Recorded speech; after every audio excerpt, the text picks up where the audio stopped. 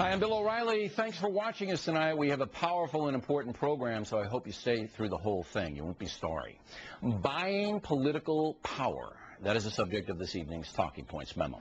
Factor has been investigating far-left billionaire George Soros, a man who wants to impose a radical left agenda on America. And under the radar, he is making great progress. Soros has set up a complicated political operation designed to do two things: buy influence among some liberal politicians and smear people with whom he disagrees. Now, here's a chart of how Soros and a few other wealthy radicals who help him are funneling money into the political process. Stay with me on this. Most of Soros's political money flows through his Open Society Institute. You see it there on the left, which is almost unlimited funding. Since 2001, according to federal documents, the Open Society Institute has given nearly $20 million to the Tides Foundation, right below that, an astounding amount. Now, Tides, in turn, funnels the money to a variety of radical hatchet men who are all well paid. For example, Tides has donated millions to the vile propaganda outfit Media Matters, which specializes in distorting comments made by politicians, pundits, and media people.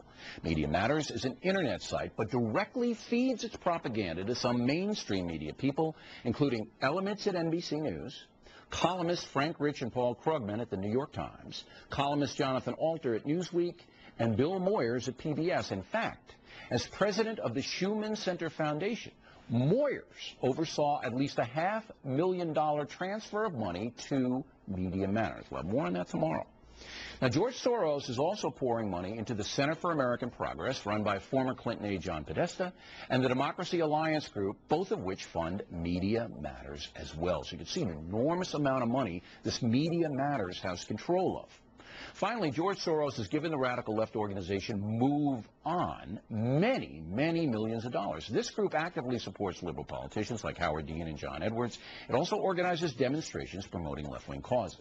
So you can see how powerful this guy Soros has become. He can smear anyone he wants in a variety of ways. His organizations can raise millions for politicians who will do his bidding. Thus, he can demand that politicians running for office do what he tells them to do. If a liberal politician doesn't toe the Soros line, he or she will be denied funding and brutally attacked. Just ask Senator Joseph Lieberman about what Move On and Media Matters did to him.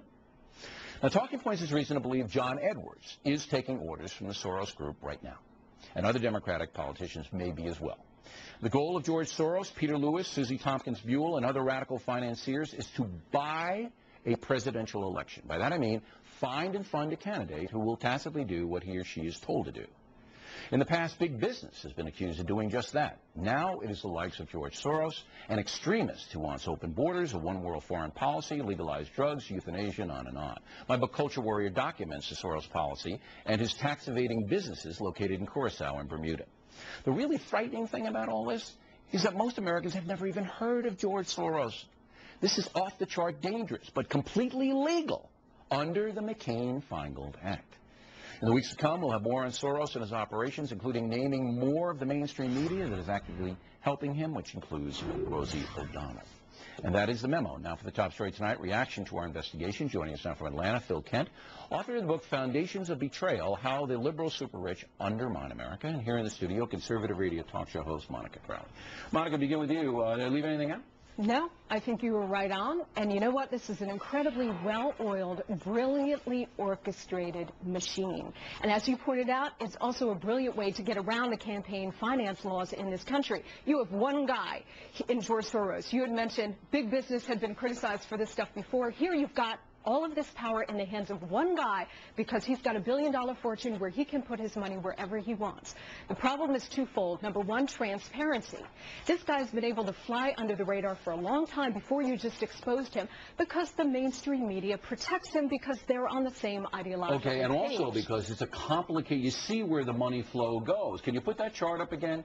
Because it goes through 3 or 4 places before it gets to the intended source. Exactly, but you know, this is a web, but it's not a particularly tangled web because, as you pointed out in the chart, you can trace it back 2 or 3 organizations away from George Soros. He's not even making an attempt to keep his fingerprints off of this. And the other point too, Bill, is accountability. So you have transparency, okay, which he's trying to obfuscate with this kind of web, but also accountability. So he can finance websites like you mentioned, Media Matters, other organizations that will go out there and smear right-wing politicians, smear right-wing pundits and commentators and so on, and there's no accountability because it's floating out there on the web. But we live in a thing of freedom of speech. Now, Mr. Kent, you got to admire Soros for coming up with this organization. I mean, he's made billions by doing this in business, by being in Curacao and Bermuda and France, where he was convicted of a felony.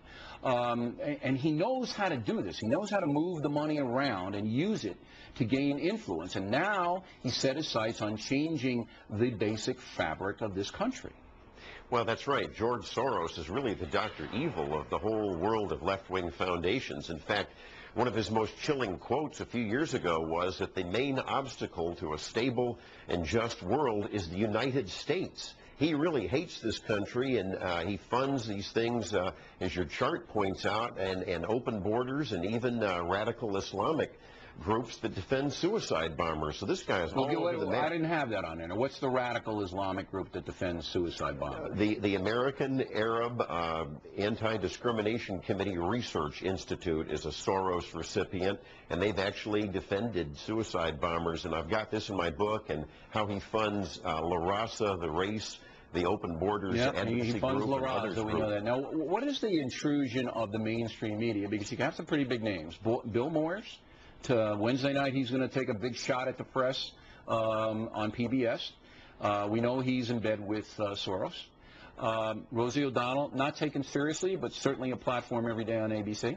New York Times, 2 of their main columnists, Newsweek magazine, Jonathan Alter, and NBC News, where it's pitiful, but they have commentators that basically take exactly what Soros gives them and spit it out over the airwaves. That's a lot of power, is it not? It's a lot of power. Soros really does believe wealth controls culture, and he wants to really control the political scene in the United States and the media. And as your chart points out, it's very chilling, the groups that he is funding through the Open Society Institute. The assets alone of this private tax-exempt foundation, over $175 million. Wow. And as you point out, he loves the Tides Foundation, a big left-wing tax-exempt foundation. I didn't know it was that high right now, $175 million tax-free. Now, Monica, if you're like Lieberman and you're a moderate Democrat, Soros could put a big hurt on you fast. That's right. I mean, I mentioned right-wing commentators, right-wing politicians, but if you are a moderate, responsible Democrat who happens to take a different point of view than George Soros, you are just as much of a target. Now, we believe that John Edwards has forged some kind of a arrangement with Soros. I can't prove it beyond a reasonable doubt, but his actions are pretty much dictated by Move On. He's absolutely right in with those people. Have you seen that? I have heard that reported, Bill, and that's the real danger here, is that there are campaign finance laws on the books to prevent exactly this, to prevent a politician from being held in the pocket by a fabulously rich guy like George Soros. Yeah, I mean, this is off the chart. That's right, Really? And then if you don't toe the line, you run the risk of being cut off by somebody like this. Well, and attacked. And you do not want to court that danger, not if you're running for president. And they don't stop at you. They'll go for your family. They'll go for anyone. I'm going to give you the last word. But are there any Republican or conservative groups that rival Soros? I tell you, the research that I compiled in my book, if you take the top 3 conservative tax-exempt foundations, they're totally dwarfed by Soros and the Radical Ford Foundation. It's probably 15 times more of the assets. Remember, MoveOn.org and Soros spent $5 million alone in the anti-Bush ads in 2004. They have got clout. Yeah, it'll be 4 times, 5 times that much in the 2008 election. Monica, Mr. Kent, thanks very much. We appreciate it. Next on the rundown, once again, the mayor.